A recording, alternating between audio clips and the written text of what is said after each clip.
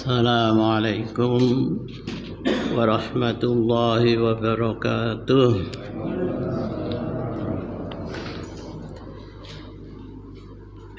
Mari kita awali dengan baca basmalah. Bismillahirrahmanirrahim. Para jamaah yang dimuliakan oleh Allah, kita lanjutkan surat Al-Fatir ayat nomor 12.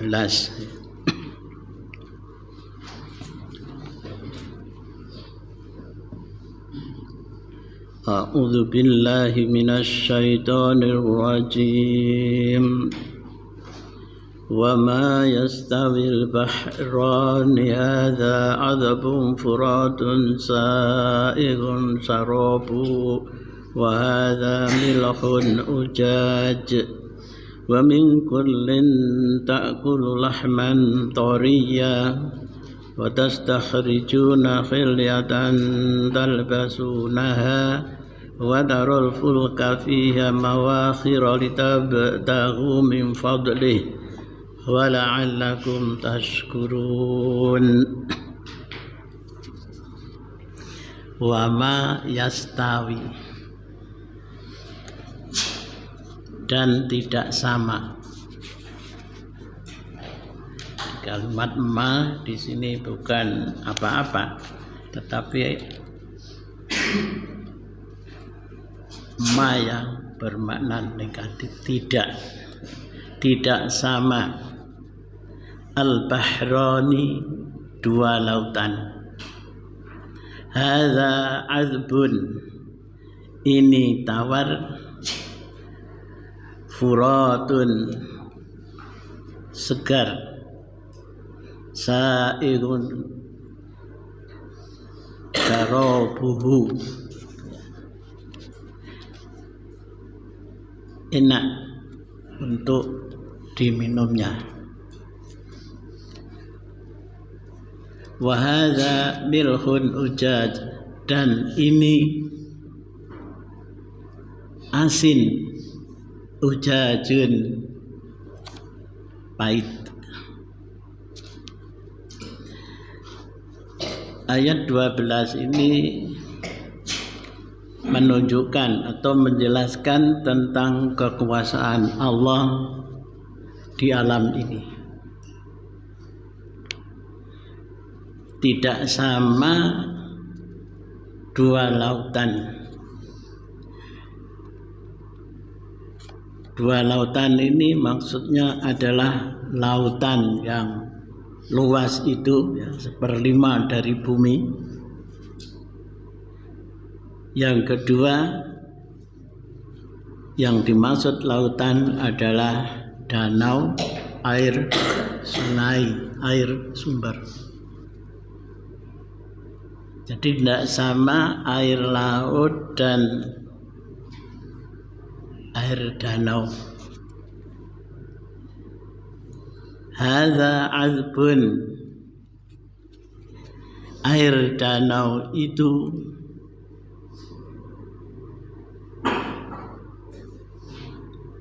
segar diminum. Wa hadza, dan ini maksudnya air laut, milhun, asin, ujajun, dan pahit.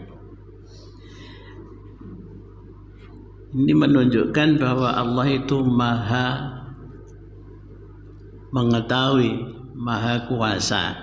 Jadi tidak akan sama air telaga, air danau, dan air laut. Itu tidak akan sama untuk selama-lamanya. Walaupun air sungai yang besar seperti Sungai Barito di Kalimantan, bahkan Banjar itu terkenal 1000 sungai. Begitulah di Sumatera. tidak akan sama walaupun air sungai itu masuk semua ke lautan, maka tidak akan merubah rasa asin.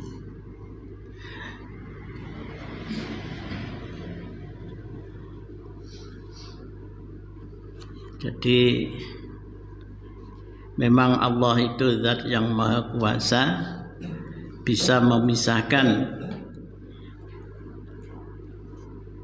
dua air, yang satu asin dan yang satu tidak. Bahkan di kepulauan Indonesia itu kadang-kadang jarak 300 meter buat sumur itu sudah tidak asin ya, tawar. Ini tidak ada yang bisa mengatur semacam itu kecuali zat yang maha kuasa, yaitu Allah. Yang satu asin, yang satu tawar, yang enak diminum. Wa min kullin, dan dari masing-masing lautan air tawar dan lautan air asin. Ta'kuluna, kamu bisa memakan lahman toriya, lahman daging, toriyan yang segar atau yang empuk. Ikan air tawar itu ikannya segar dan empuk. Begitu juga air laut. Air laut ya ikannya itu segar. Jadi kita bisa makan dari itu. Ini adalah rahmat Allah kepada makhluknya. Ikan air laut tidak bisa hidup di air tawar, begitu juga sebaliknya.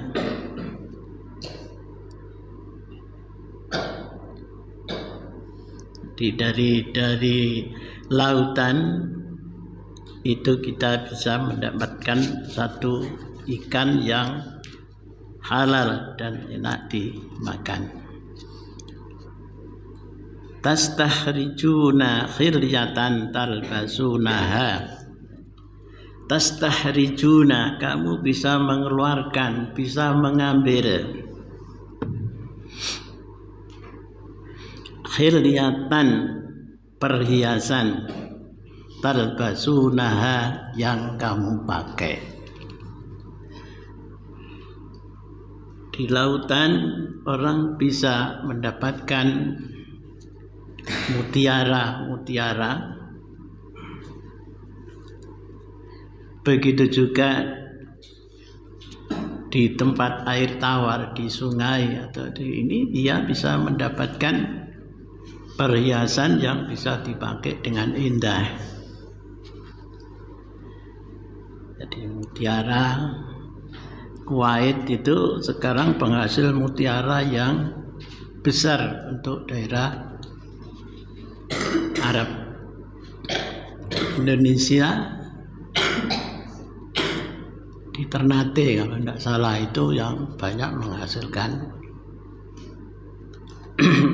perhiasan dari laut. Nah, ini juga satu rezeki yang bisa diambil oleh manusia.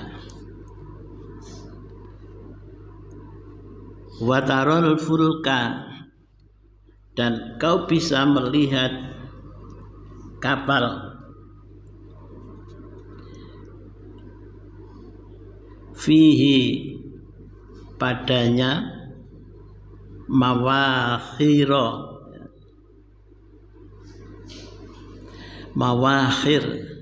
yang membelah air di laut ataupun di sungai. Ada kapal-kapal yang ditabtagu min fadlihi, untuk mencari dari anugerahnya, dari rezeki yang diberikan oleh Allah. Perahu itu sejak dahulu kala sudah ada, walaupun sifatnya sederhana, kemudian berkembang sampai ada perahu, kapal besar yang bisa digerakkan oleh atom dan lain sebagainya. Itu adalah ilham dari Allah yang diberikan kepada manusia, sehingga dengan berpikir dan merenung bisa mendapatkan satu ilmu yang bermanfaat untuk manusia. Perahu sejak dulu sudah menjadi satu transportasi yang sangat penting untuk mendapatkan sesuatu hal yang tidak ada di negaranya. Di pulaunya tidak ada barang itu, tapi adanya di seberang pulau yang sana. Bahkan sekarang dalam perniagaan sudah antar benua. Yang tidak ada di Indonesia bisa dicari di Amerika, di Singapura dan lain sebagainya. Itu adalah anugerah Allah juga, dan sekaligus menunjukkan bahwa Allah itu maha bisa, maha sempurna. Wala'allakum tashkurun, dan mudah-mudahan kamu bersyukur. Anugerah nikmat yang diberikan oleh Allah kepada manusia pada ciptaannya, baik di laut, di darat, ataupun di danau-danau, dan juga bisa memanfaatkan air ikan yang ada pada dua lautan itu adalah suatu rahmat. Kita bisa menggunakan kapal untuk berlalu lintas, ini juga anugerah Allah.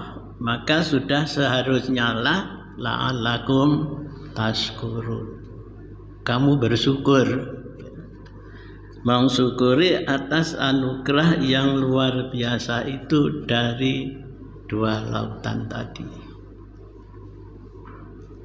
Maka kalau orang itu sudah mendapatkan sesuatu dari Zat yang Maha Kuasa, pastilah dia, kalau punya iman, pasti memuji Allah. Itu tanda kekuasaan Allah yang pertama. Kemudian yang kedua, Allah juga menjelaskan yulijul laila fin nahari wa yulijun nahara fil laili wa sakhkhara syamsa wal qamar kullun yajri li ajalin musamma dzalikumullahu rabbukum lahul mulku wallazi tad'u min dunihi ma yamlikuna min qitmir. Yulijul laila, Allah memasukkan malam, yakni mengganti fin nahari pada siang, wa yulijun nahara dan memasukkan siang, fil laili pada malam. Ini juga kalau direnungkan satu anugerah. Perbedaan antara siang dan malam, ya, itu sesuatu juga nikmat dari Allah.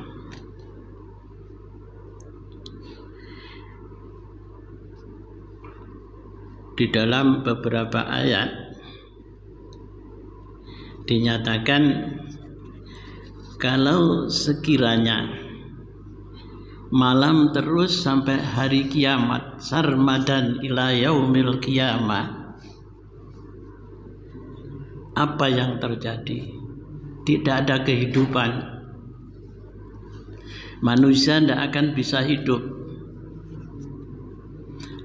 kalau sampai hari kiamat tidak ada sinar, maka daratan ini akan membeku. Dan kalau itu membeku, tidak ada kehidupan. Begitu juga sebaliknya. Kalau siang terus sarmadan ila yaumil qiyamah, panas terus sampai hari kiamat, siapa yang bisa mengembalikan panas itu kecuali Allah. Jadi kalau terjadi panas terus menerus selama sampai hari kiamat, ya akan terbakarlah seluruh makhluk Allah ini. Jadi jelas tidak akan ada kehidupan.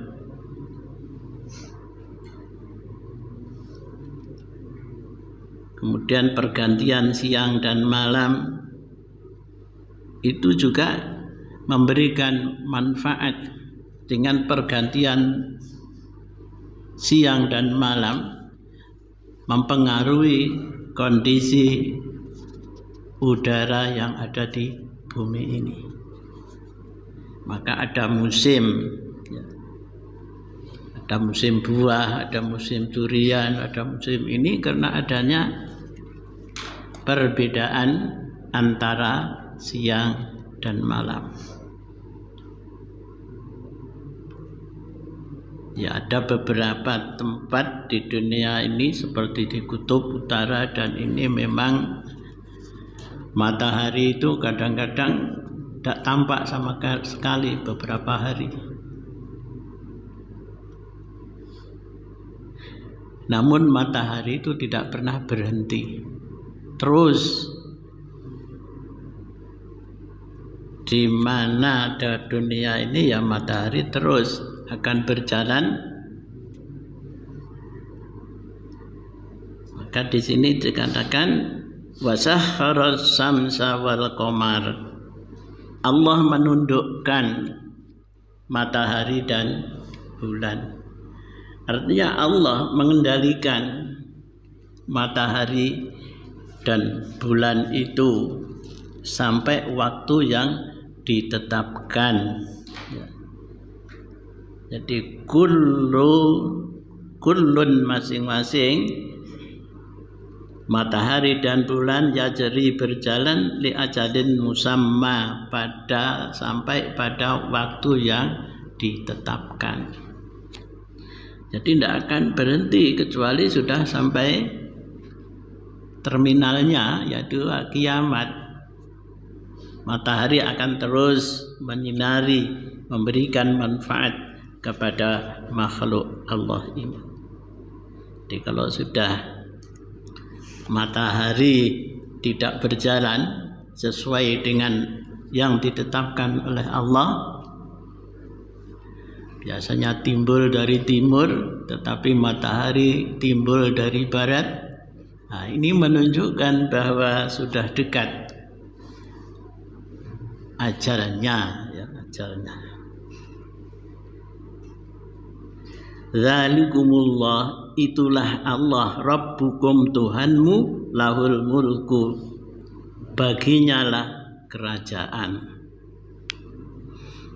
Jadi itulah Allah Maha Kuasa, tidak ada yang bisa menandinginya.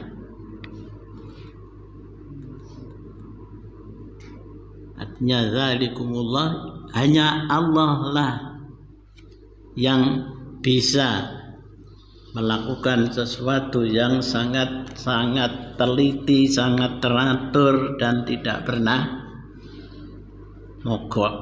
Nah, itu hanya Allah. Walladzina tad'una, dan orang-orang yang berdoa min dunihi, kepada selainnya, kepada selain Allah, ma yamlikuna, sesuatu selain Allah itu tidak memiliki apa-apa, mingkit temir, walaupun setipis kulit ari, kulit kacang yang dalam itu kan tipis sekali. Kulit salak setelah dibuang kulit luar, ada kulitnya lagi yang menyelubungi, itu adalah tipis sekali. Artinya tidak ada sedikit pun selain Allah yang mempunyai sesuatu yang bisa memberikan manfaat ataupun yang bisa memberikan mudarat. Maka artinya janganlah sekali-kali berdoa selain kepada Allah. Karena Allah lah yang maha kuasa, Allah lah yang maha punya, segala sesuatu itu milik Allah. Jadi lahul mulku, dia yang mempunyai kerajaan di dunia ataupun di akhirat nanti. Dan ini sekaligus sebagai bukti tanda kekuasaan Allah dan sekaligus sebagai rahmat kepada makhluknya, baik manusia ataupun makhluk yang lain. Ya, artinya selain Allah tidak akan mampu memberikan sesuatu. Dia akan mampu memberikan kesengsaraan kepada umatnya. Kita selesaikan sekali. In tad'uhum, jika kamu berdoa kepada mereka, ya, mereka di sini adalah selain Allah, berhala, jin, setan, manusia. Jika berdoa kepada mereka, la yasma'u, mereka tidak akan mendengar. Doakum, doamu. Walau sami'u, dan sekiranya mereka itu mendengar, mastajabu lakum, mastajabu, mereka tidak bisa mengkabulkan, mengijabahkan kepadamu.